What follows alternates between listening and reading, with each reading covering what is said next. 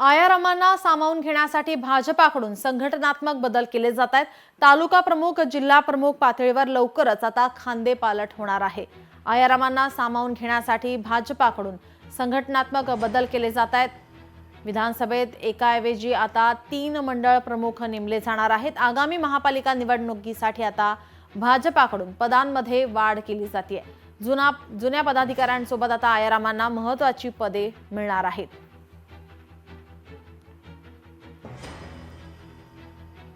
तालुका प्रमुख, जिल्हा प्रमुख पातळीवर लवकरच आता खांदेपालट होणार आहे।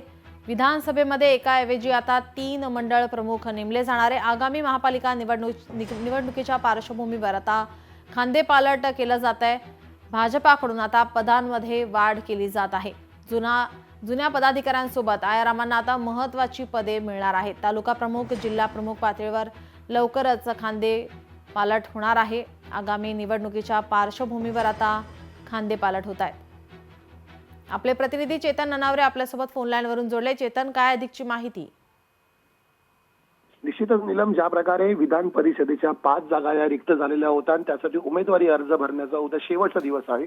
याच पार्श्वभूमीवर भाजपच्या जागेत कोट्यातील ज्या 3 जागा होत्या त्यांची यादी आहे ती दिल्लीतून आता जाहीर करण्यात आलेली आहे। त्यामध्ये आपण पाहत आहोत की एकंदरीत दादाराव केचे ज्यांना विधानसभेमध्ये ज्यांचा पत्ता कट झालेला होता त्यांच्या जागी सुमित वानखेडे यांना उमेदवारी देण्यात आलेली होती, त्यांचं आता पुनर्वसन केलं जात आहे। तर संभाजीनगरमधील जे महामंत्री आहेत भाजपचे संजय केनेकर, जे सातत्याने लोकसभा आणि विधानसभांमध्ये चांगला रिझल्ट देत आहे, ज्या ठिकाणी चेतन, मी आपल्याला थोडा वेळ थांबवते। एक मोठी बातमी समोर येते।